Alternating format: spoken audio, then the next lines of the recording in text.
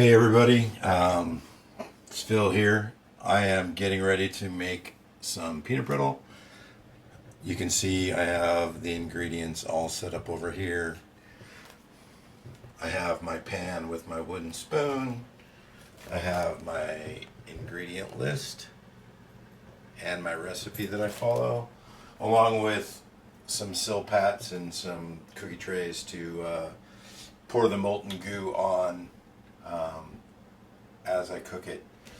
So let me read off the ingredients for you. So we get half a cup of light corn syrup, half a cup of water, 1 cup of sugar, 1 cup of raw Spanish peanuts. There's our Spanish peanut bin that we've been using.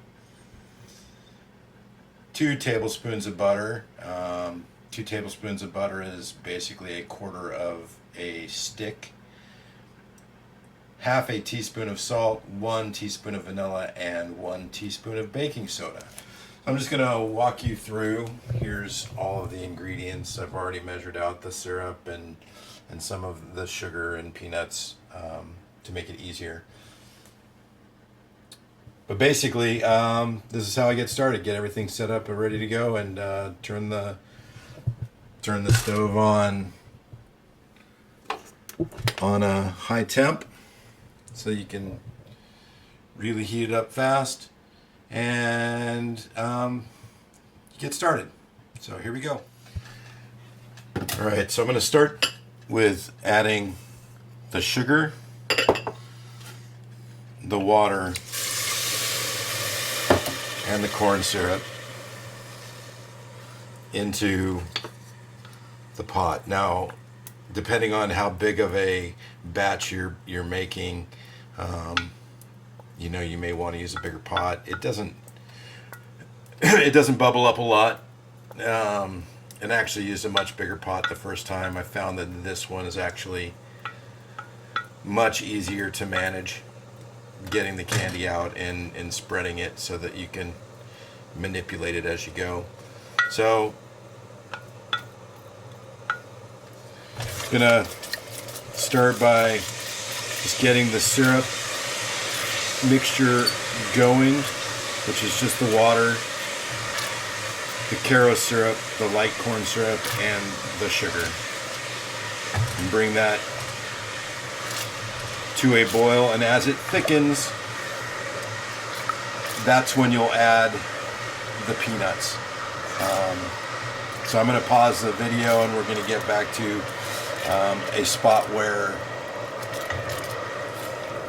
the syrup is thickened and ready for the peanuts.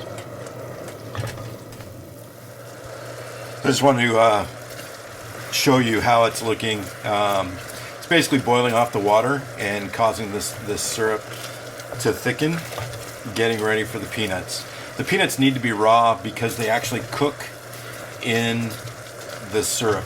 It's you'll actually smell roasted peanut smell when you're cooking the peanuts, and that actually peanut oil will actually cause the candy to turn the more brown color. So, it's normal for it to steam. It's normal for it to bubble and boil. You don't have to, once the sugar has dissolved into the mixture and it's syrup, you don't have to stir it a ton. But as soon as you take the peanuts and you pour them in, you have to basically stir it constantly. You have to keep an eye on it. You're looking for a color change at that point. So I'm gonna stir it, get it ready for the peanuts again. Okay, so that didn't take very long. I mean, literally I've been doing this for less than 5 minutes. I've just stirred in the peanuts, and we're going to stir it, and we're gonna let it boil away, cooking the peanuts, causing the candy to change color. When the candy changes color, that's the key to know, hey, I'm gonna take it off of the burner, and I'm gonna go with my next ingredients. The next ingredients you're gonna add to this are going to be your vanilla and your salt and your butter.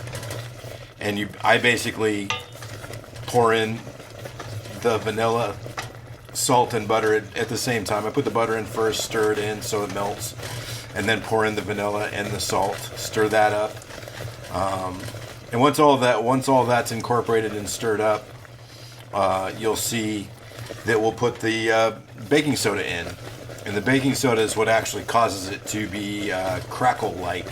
It gives it the brittle nature of brittle. So you can see it's still really white in nature. The peanuts are cooking. I can smell it. You can't. Sorry about that.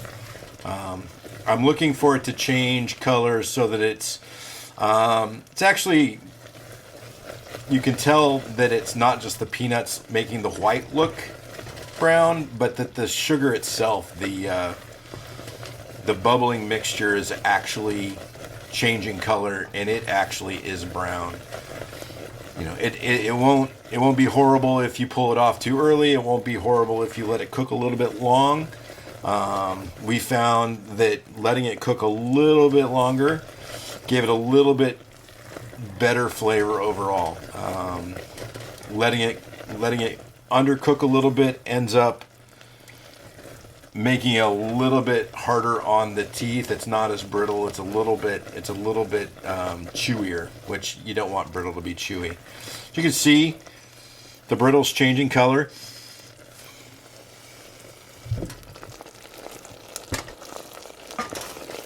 Continue to stir.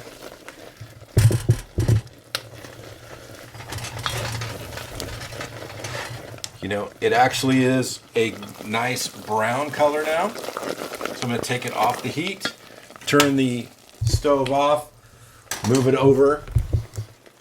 Now I'm going to take my butter, my salt, and my vanilla. And I'm going to stir that in.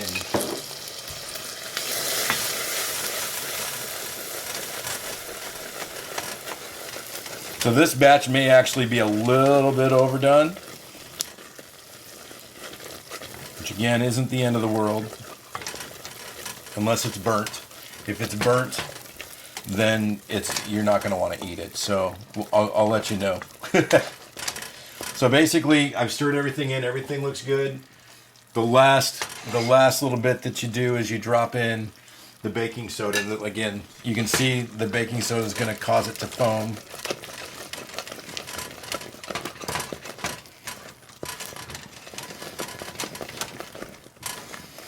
And then once it's all incorporated, you can see it's foamy.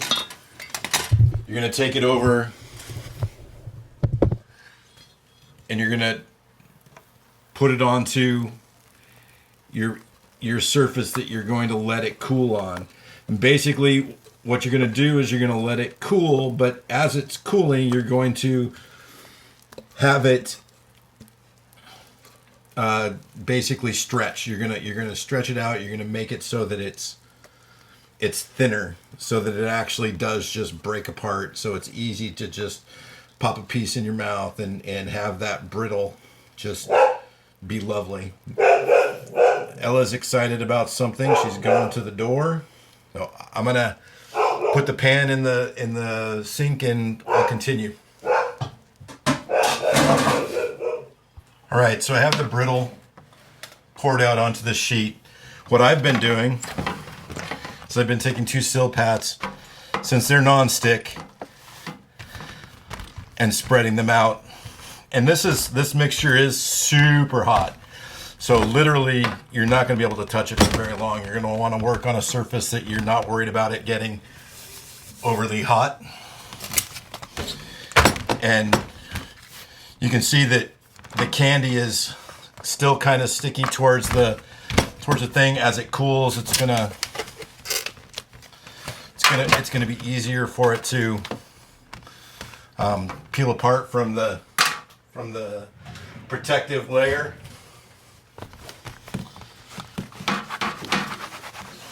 And then you just continue to work it. As it cools, it's gonna be able to stretch and spread by hand. You can use butter on your fingers to help make it so it won't stick to your hand, and you know, basically it's going to spread out so it's this entire sheet. But that process will take a little bit of time. Let me pause the video and we'll continue on in a second. So part of the stretching, I'm using forks because it's still pretty hot, but you can see that it does stretch quite a bit. And part of making brittle is you want the peanuts to be in the center of the candy, so you know, spreading it out and letting it settle so that the peanuts end up being in the center is great. The this brittle is probably the most done brittle we've made all season. So I'm gonna make another batch, but this gives you an idea of what it takes to make the brittle and how to stretch it. And I'll do a little quick video of what the brittle color should be. This again is a little bit dark, but it tastes, I mean, little pieces break off here and there, so you're doing taste tests as the chef. Tastes great. So get back with video of another batch. Thank you. Okay, so we're starting over again. That last batch was a little bit overdone. Still edible. It still tastes good, but it does have a slightly bitter tinge to it. So we're going to eat that ourselves, and I'm going to make another batch. I'll keep this one going basically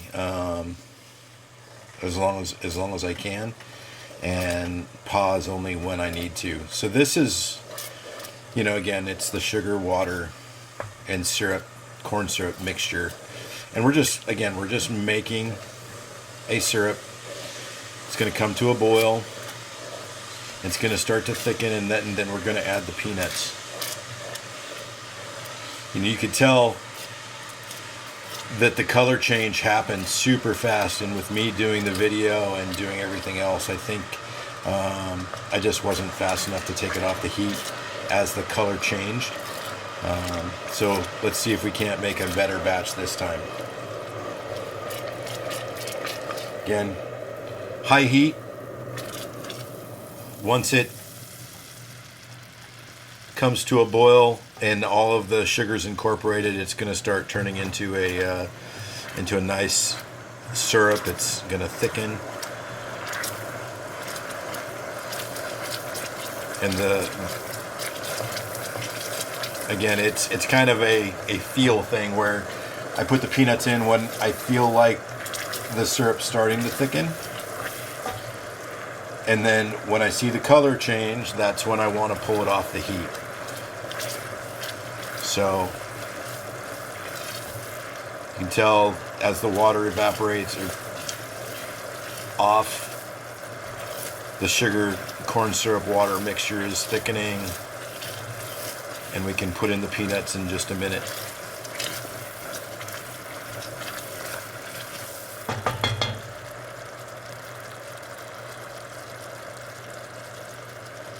You know, normally I would have the fan on to take the condensation, the moisture out of the air, so that I can see a little bit better. Because I'm doing the video, I don't have the fan on. But I mean, you're seeing the process. It's pretty simple, just really hot. Be careful. You know, be careful with what you're putting the candy on when you're letting it cool and stretch. Be careful as you're navigating with the hot molten mixture and the peanuts. So the peanuts are in now. We're stirring constantly. We're looking for that color change. You know, and as soon as we see that color change, we want to pull it off that heat. We want to make it so that we can add the butter and the vanilla and the salt and get that incorporated. And when that's incorporated, then we add the baking soda so that it can brittle.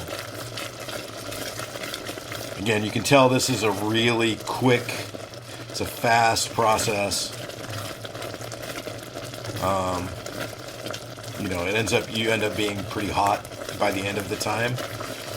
And, you know, if you're not used to standing in front of a stove, which I'm not, I'm used to sitting in front of my computer all the time, but if you're not used to standing in front of the stove, you're gonna be a little bit sore after making 4 or 5 batches of this. So, and you know, the big key is starting with the clean pot here, clean pan, and you know, just making sure that you measure your ingredients carefully.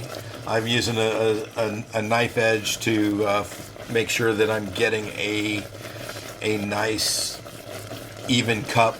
I'm looking at the measuring cup for the syrup very closely. You know, the water very closely. Water's going to evaporate off, so the water isn't as critical, but you know, the closer you can get it, the more you can repeat your process in time. You know, and again, it's a nice process. It's nice to be able to smell the peanuts change. It's nice to see the peanuts kind of cook and change the color of the mixture. So we're still kind of in that white stage. The cookbook actually calls it a straw color. Hard to really gauge straw if you're not used to being on a farm or not used to that. But straw to me is like a dark yellow, light brown. And I've been going for a little bit more brown than yellow. And you can see I'm still seeing a lot of the white sugar, so I'm just going to let it cook a little bit longer, but we're getting really close. And that to me is right on. So I'm going to pull it off.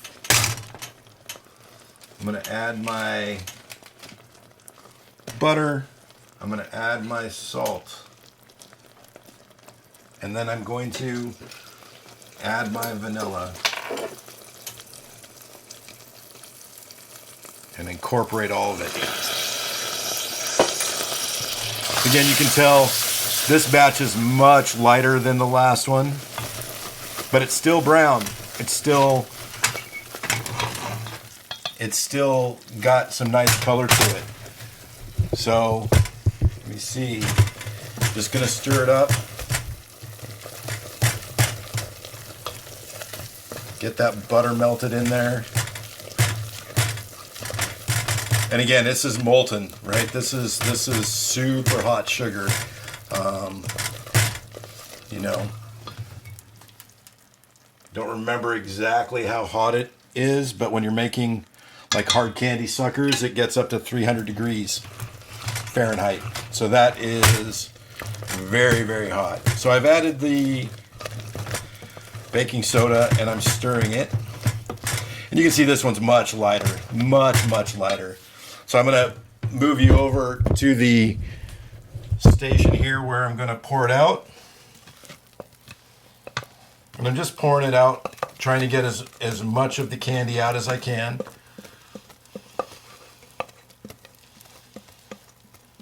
And I'm not worried about pouring it thinly.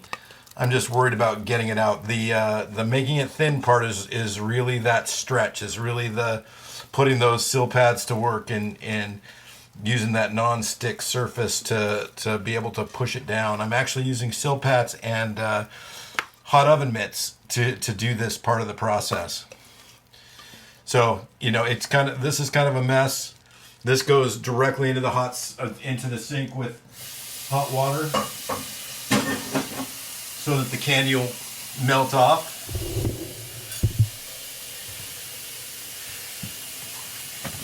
And that is a really nice color on this one. So we can put this on top. Again, it's very hot, so I'm going to put the pad on it. And I'm just going to try to stretch it out. I have my forks ready to go, but it's still kind of early. You know, the more you can stretch it in this phase, the less you have to stretch it later. But you're gonna want to not stretch it too much to put holes in the, like too many holes in the middle of your candy, because you want it to break apart nicely, and you want it to be nice big pieces. And if you make it so that it's so thin, it ends up shattering. So you want to, you know, kind of keep in mind what you're trying to get. Again, while it's so hot, it's going to stick to the pad. So I like to, you know, these are really great to move the candy around with. The candy is pretty solid in there. It's basically sticking to the surface because it's still so hot. But I can stretch it.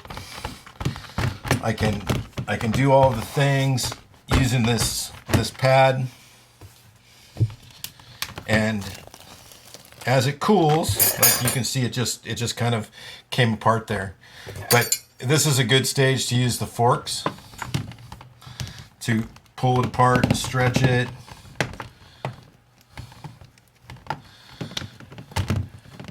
And it's not a perfect science. It's literally, you know, do your best to get it so that it's thinner, so that it'll be easier to eat. You know, big giant pieces of brittle are not the most fun. To me, the best brittle is the thin, easy to eat pieces that just kind of crackle in your mouth, and then you're set. So, you know, don't worry about the fork marks. The fork marks don't stay because it's still really hot. You can tell that the pad was actually kind of still sticking to the bottom of the thing. So this is kind of where I was saying in the other video that you want to flip the brittle over so that the peanuts end up in the center of the candy rather than just on one side versus the other. I don't know if you've ever had brittle that's only been on one side, but it ends up being like really hard to chew on one side. It ends up being like a hard candy on one side, and then you have a peanut on the other. So it ends up being kind of different.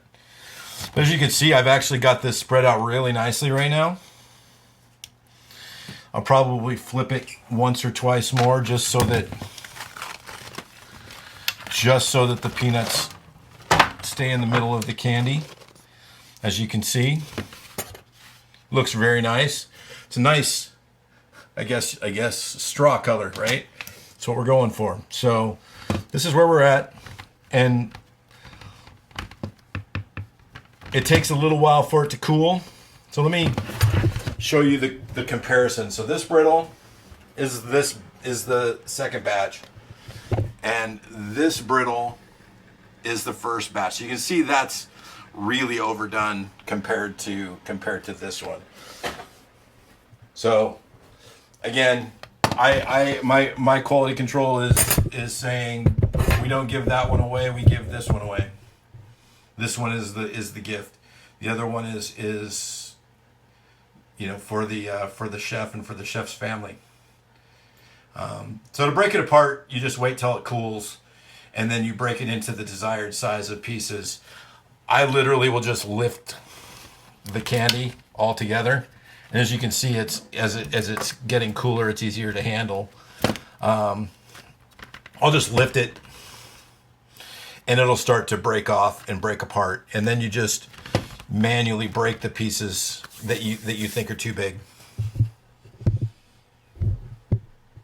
So that's my how to make peanut brittle in a nutshell. There's no nutshells in this, it's just raw peanuts. But thank you for watching. Talk to you guys later. Bye.